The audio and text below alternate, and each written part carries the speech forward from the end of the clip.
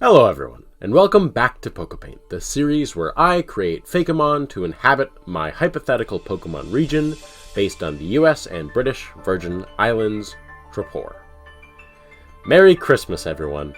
Yeah, it's not Christmas yet, but if this video goes up when I think it should, we should all be well into the throes of the Christmas season by now.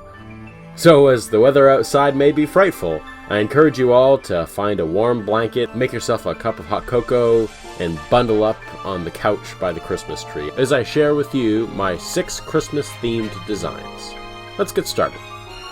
By sheer coincidence, I ended up making them all regional forms, and this first one's just more of an overall winter-themed design rather than a Christmas theme. These are also all commenter-suggested Pokemon.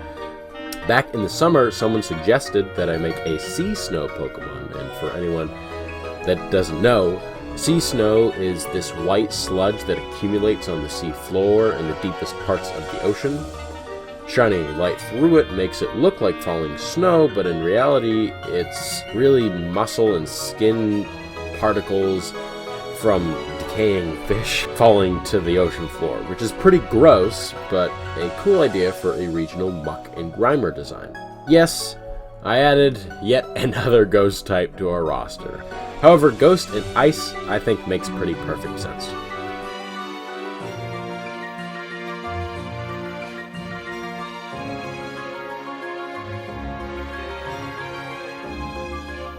Grimer, the Sea Snow Pokemon. In Trapor, a close cousin of the Grimer from Kanto, make their homes on the deep sea floor. The sheer cold and high pressures of the depths cause these Pokemon to form where many would struggle to live. I did my Sea Snow version of Muk as part of my first of 2 live streams this month. To those of you who were there, I thoroughly enjoyed both hanging out with you and hearing your suggestions, some of which influenced this Pokemon design. As opposed to the first form, in drawing this Muk, I drew heavily from its Alolan counterpart, as that one's pose is a little more dynamic and the pebbles that pepper its body made for a good parallel to the ice particles that would speckle this version. There was a point where it came to coloring this design where it looked quite unfortunate, and that was the subject of many a joke on stream. Let's just say, if you know, you know. But using a bit of light blue for the layered stripes on Muk rectified that while also bringing down the color temperature of the whole piece at the same time, killing 2 birds with 1 stone. I thought making its non-snow extremities, like its lower eyelid and tongue, blue would be a cool design idea, as that mirrors how one's extremities might turn blue in the cold. And by commenter suggestion, the shiny is yellow. Again, if you know, you know.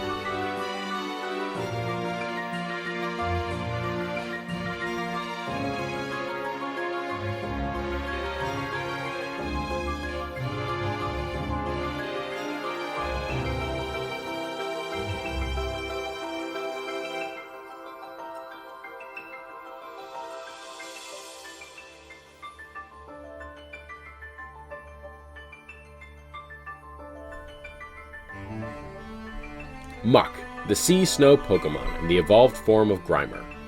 The Muk of Trapor form in the cold depths of the ocean, and most often stay down at the bottom there for their entire life.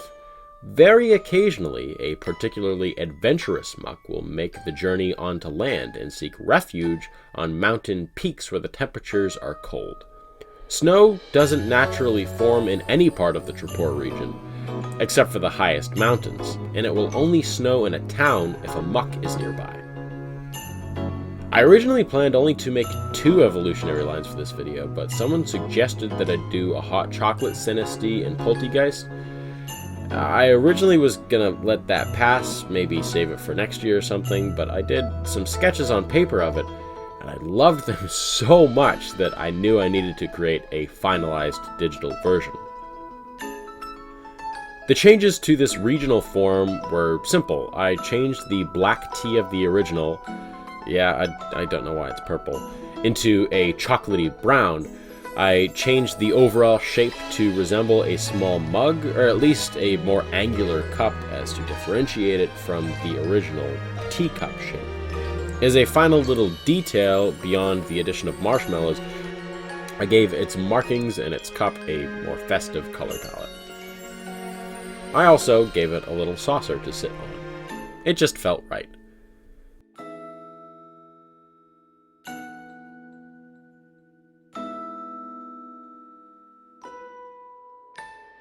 Sinisty, the hot chocolate Pokemon. The same spirits that inhabit the Sinisty of the Galar region also exist in the Jaipur region. As tea is less popular here than other hot drinks, the Sinisty often take to inhabiting the festive decorative mugs that can be found in souvenir shops here around the holidays. Creating a hot chocolate Polteageist was even more fun. Since the original is in a teapot, I knew that I had to make a more drastic change to its overall shape, as I don't think it's very common to serve hot chocolate in a teapot. I looked at some reference photos and found one that I liked a lot that was this tall mug of hot chocolate. The Polteageist inside the vessel, of course, remains largely the same shape, but another missing part would be the cap that is a teapot cover in the original. This was actually a super easy fix, as I had the idea that whipped cream would make a really cute cap for my version of Polteageist. And with the addition of some chocolate sprinkles and, what are those, cinnamon sticks? My hot chocolate Polteageist was complete.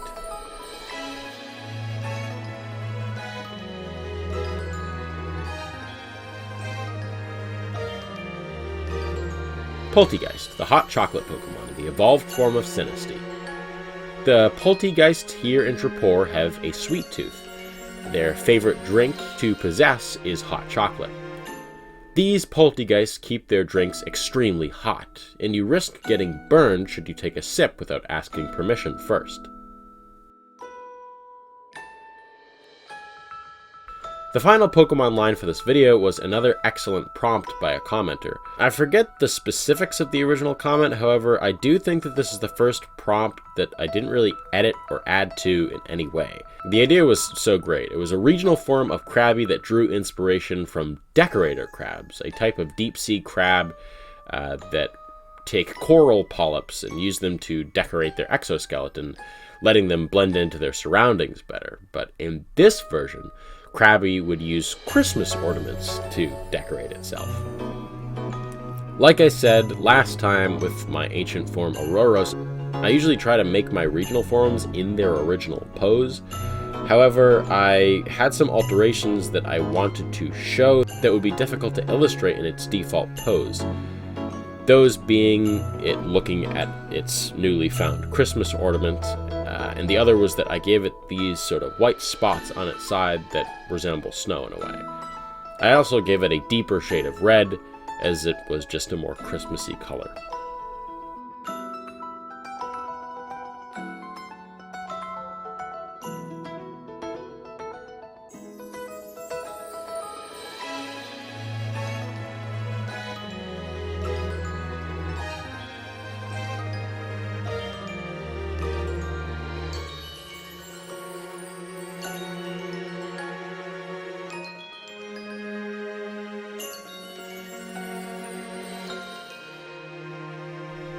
Krabby, the decorator crab Pokemon. The Krabby of Jaipur have a knack for stealing shiny objects. They often go into souvenir shops and sneak off with things such as Christmas ornaments, which are their favorite.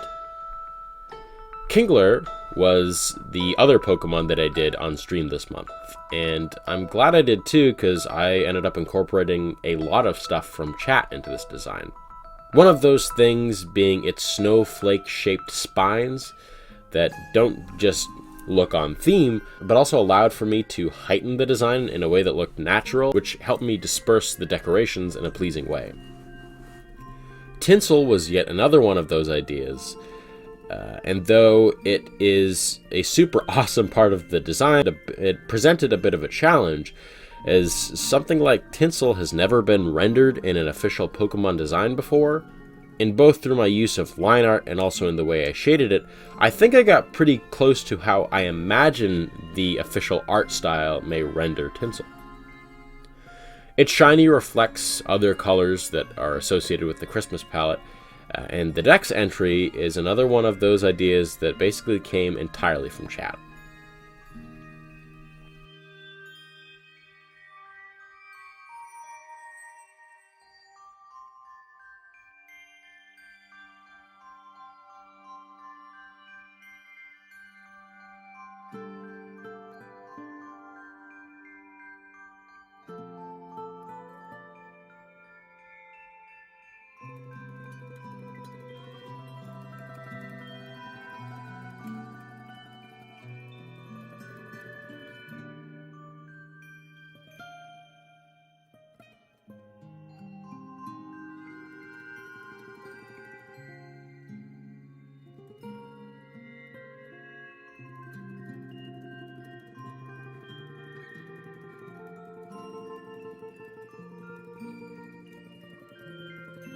Kingler, the decorator crab Pokemon, the evolved form of Krabby. They used festive decorations to decorate their bodies. The Kingler, which is the most heavily decorated, is more respected by their peers, and is often the oldest. It is customary on Christmas Day in the Trapor region for people to go down to the seashore and leave out decorations as a gift for the Kingler, who in return won't steal from their shops that year. So that's it for my Christmas-themed Pokemon. And though I've expanded the spaces in the Pokedex a little bit to include more designs, I think I might have to do that again, as there's a few more commenter-suggested Pokemon that I do want to take a crack at. So designing those, as well as designing my second pseudo-legendary for the region, will push off me creating my Mega Evolutions a bit further into next year. But hey, that's okay, because I don't want to rush ending this series up anyways. Please continue to leave your ideas for Megas in the comments below, though.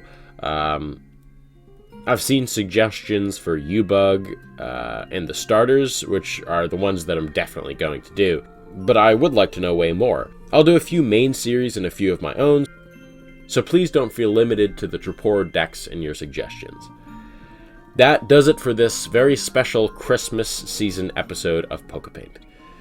Keep warm out there, stay huddled up to your Balagmas and Magcargos, and as always, if you like this video and want to see more like it, then subscribe, and turn on the bell to get notified when I upload next.